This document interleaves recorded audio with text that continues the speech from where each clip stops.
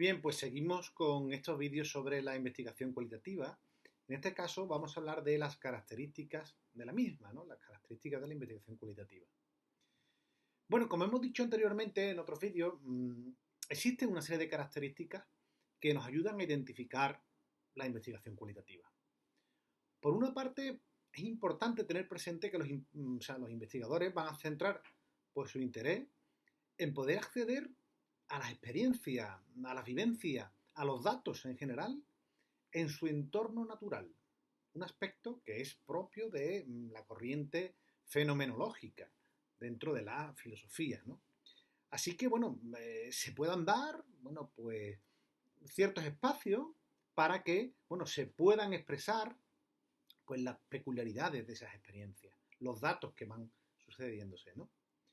Otro rasgo que también es muy importante, que ya lo hemos comentado anteriormente, es que este tipo de investigaciones no tiene un inicio concreto y un fin concreto, sino que, bueno, es decir, no se parte de una hipótesis que se tenga que validar.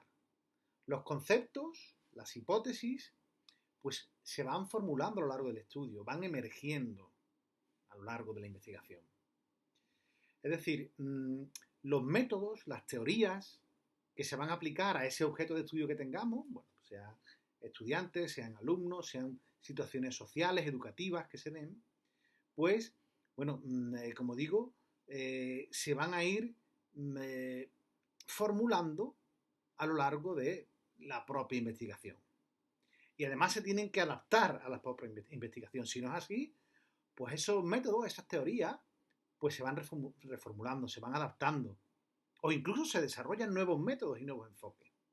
Por tanto, el investigador, como hemos dicho también anteriormente, forma una parte crucial, una parte esencial del propio proceso de investigación.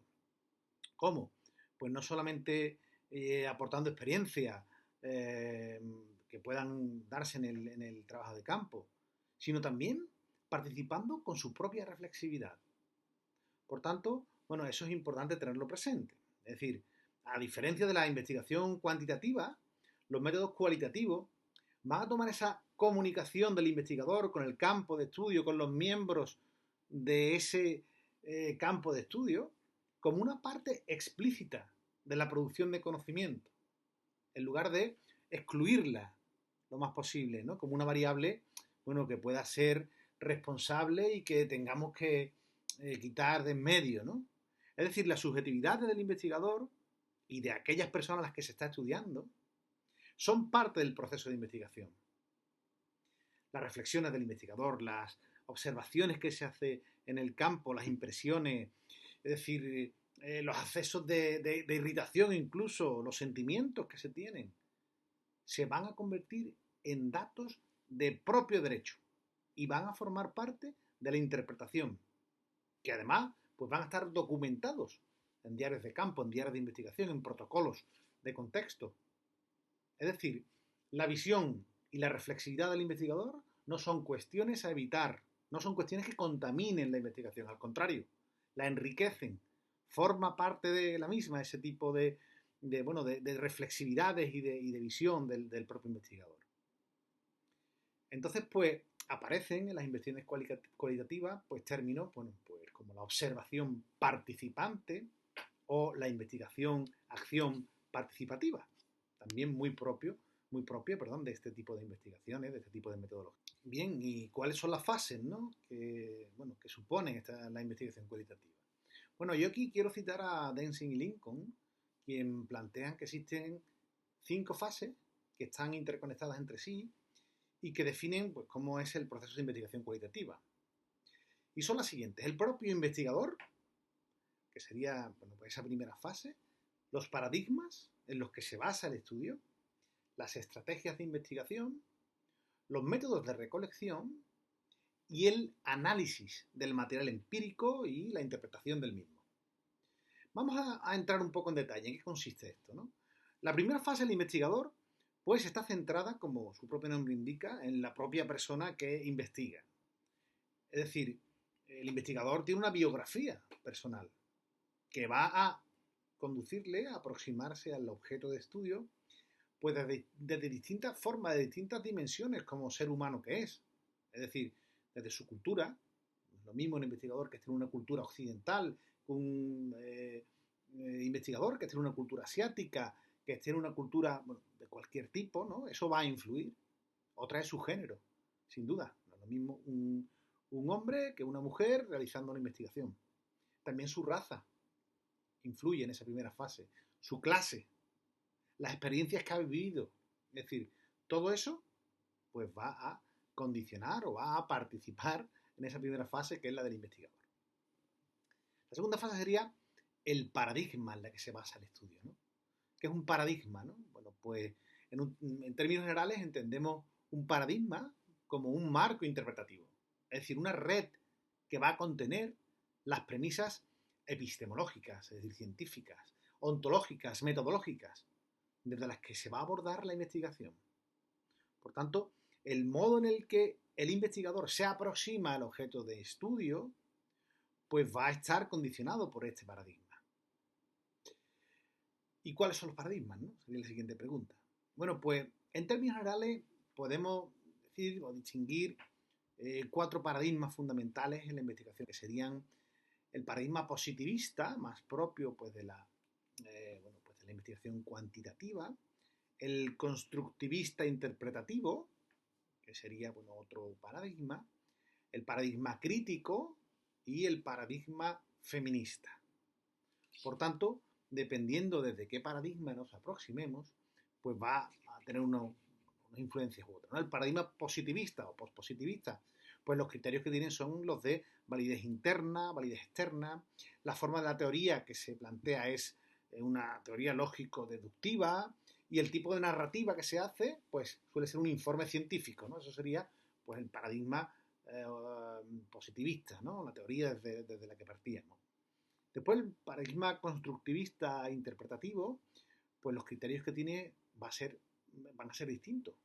Y son, pues, por ejemplo, la confiabilidad, las personas a las que entrevistamos, la credibilidad, la transferibilidad, la confirmabilidad. ¿Y qué forma tienen las teorías? Pues son teorías sustantivas, formales. Y el tipo de narrativa que se hace, pues suelen ser, pues eso, estudios interpretativos de casos, la ficción etnográfica. Por su parte, el paradigma feminista, pues tiene criterios que pueden ser distintos a los anteriores, como puede ser criterios afrocéntricos, la experiencia vital, el diálogo, el cuidado, la responsabilidad, la raza, es decir, todo esto, el género, sin duda, ¿no? La reflexibilidad, la praxis, la emoción, la fundamentación concreta, pues serían los criterios que más peso tienen en el paradigma feminista, ¿no? La forma de teoría, pues suele ser una teoría crítica basada en el punto de vista. Y el tipo de narrativa que suele conducir este tipo de paradigmas son a ensayos, a relatos, a escritura experimental. Y bueno, pues básicamente sería bueno, la diferencia principal, ¿no? Y después en el paradigma crítico, pues aquí, bueno, pues entran pues otros criterios, ¿no?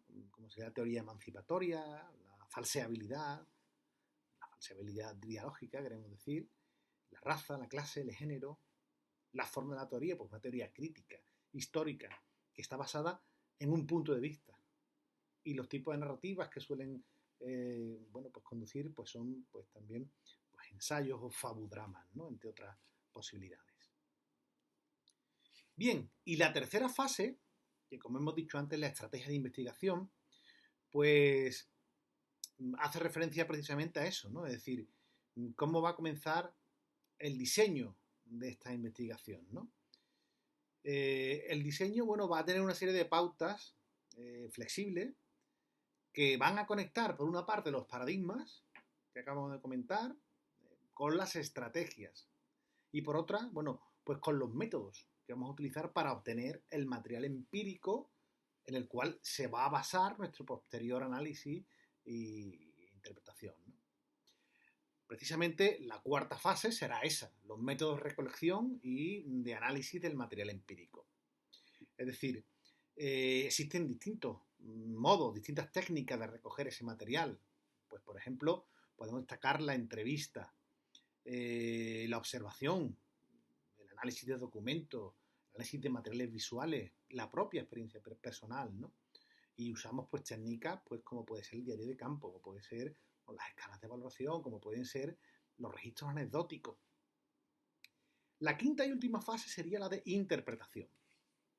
En el caso, bueno, pues de la investigación cualitativa, esa fase de interpretación se puede asimilar a lo que sería un proceso de construcción. Por una parte, pues el investigador va a partir de sus notas de campo, de su diario de campo, para producir después, a partir de esas notas, un texto de investigación, en base a esas notas de campo, en base a ese diario de campo. Después, pues ese texto de investigación se reescribe como un documento, digamos, interpretativo funcional, que va a contener pues un primer intento de dar significado a lo que se estudió, a lo que se fue anotando, a lo que se fue observando, ¿no? Y claro, la última cuestión es la redacción del texto o del informe final de investigación, que va a ser el que se aporte a la comunidad científica en modo de libro, en modo de capítulo de libro, en modo de publicación en una revista científica, o simplemente, no necesariamente a la comunidad científica, sino a los interesados en ese campo de estudio. De cualquier modo, bueno, como hemos dicho ya, la investigación cualitativa no es un modelo de investigación basado en metodologías deductivas tradicionales, como puede ocurrir con las ciencias naturales, como puede ocurrir con las ciencias exactas, donde se va a partir de un modelo teórico determinado y de unas hipótesis que tratan de validarse, ¿no? A través de distintos datos empíricos, a través de distintos ensayos o experimentos, ¿no?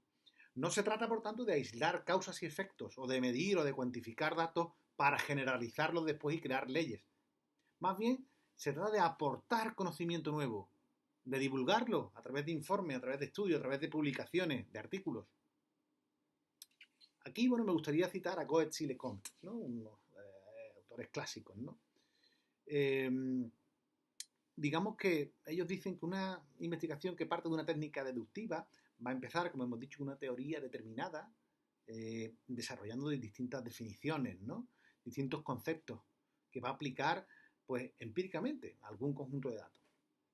En otras palabras, lo que pretende es encontrar datos que corroboren esa teoría. Por el contrario, la investigación inductiva comienza con la fase de recogida de datos empíricos. Es decir, comenzamos con el trabajo de campo, a través de algún sistema de recogida de información, como pueden ser, pues, como hemos dicho, ¿no? La observación, las entrevistas, y a partir de esos hallazgos se van a construir las categorías, se van a construir las proposiciones teóricas. Muy bien, pues muchas gracias y continuamos con la aproximación a esto de la investigación cualitativa. Muchas gracias.